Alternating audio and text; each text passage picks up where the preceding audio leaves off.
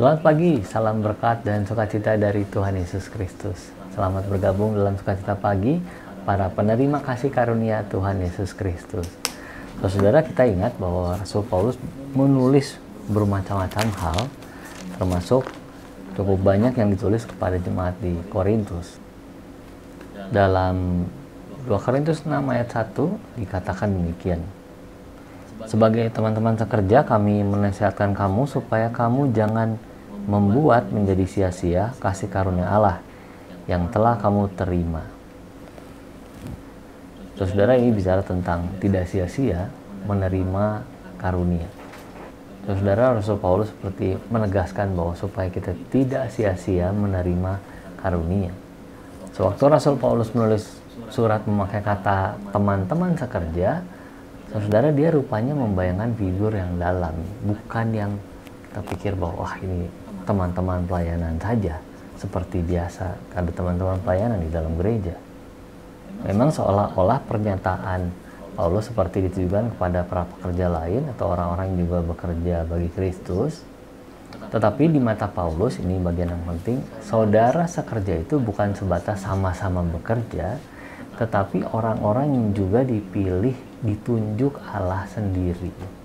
Kalau mengingat panggilan keselamatan yang Allah berikan kepada masing-masing kita, kenyataannya pemilihan itu atau penunjukan itu memang bukan biasa saja. Bukan kebetulan dia dipilih, si Anu dipilih karena ada sesuatu. Wah, bukan. Itu saudara, itu sesuatu yang luar biasa. Orang yang tidak bisa apa-apa, saudara, yang tidak bisa mengeluarkan dirinya sendiri dari lumpur dosa, tidak punya potensi apa-apa, bahkan bisa dipercayakan menjadi bagian kerajaan kekal. Sudah menjadi pekerja yang dipilih langsung oleh Allah. Orang-orang seperti ini, saudara, tidak bisa lagi hidup seturut keinginan diri sendiri. Setiap hal dalam hidupnya harus didasarkan pada pertanyaan, apakah bisa?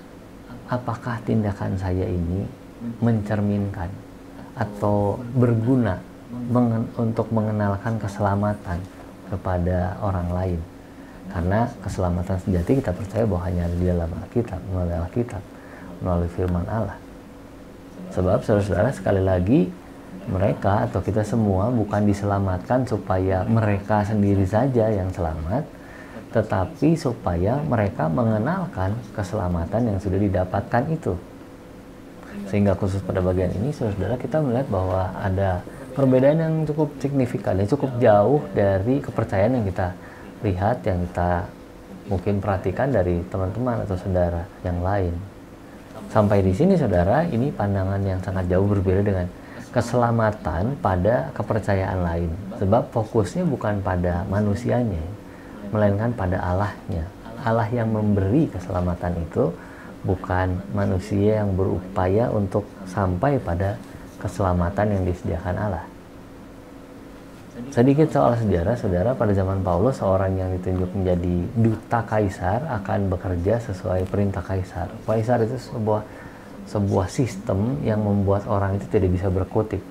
Kalau sudah dibilang oleh kaisar demikian, harus patuh, begitu ya.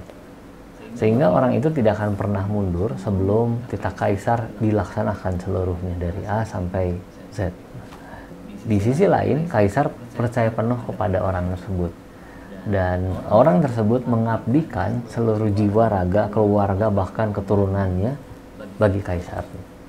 Nah, bagi kita perenungannya, kalau duta kaisar saja untuk kerajaan yang tidak kekal berani memberi diri demikian hebatnya, bukankah semestinya para duta kerajaan Allah yang akan hidup kekal ini akan bertindak lebih dari mereka?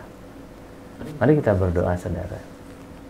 Bapa kami yang di surga, kami mengucap syukur atas penyertaan Tuhan kepada kami semua. Kiranya kasih penyertaan dan anugerah keselamatan yang sudah Tuhan berikan, kiranya tidak kami sia-siakan, tetapi menjadi modal kami untuk menyatakan kepada orang lain bahwa Allah yang penuh kasih, Allah ingin menyelamatkan semua orang. Terima kasih Bapa di surga, biarlah kami bisa terus hidup sesuai dengan pimpinan Roh Kudus. Dalam nama Yesus Kristus kami mau serahkan doa kami. Amin. Tetap semangat saudara-saudara, Damai sejahtera dari Tuhan Yesus Kristus menyertai.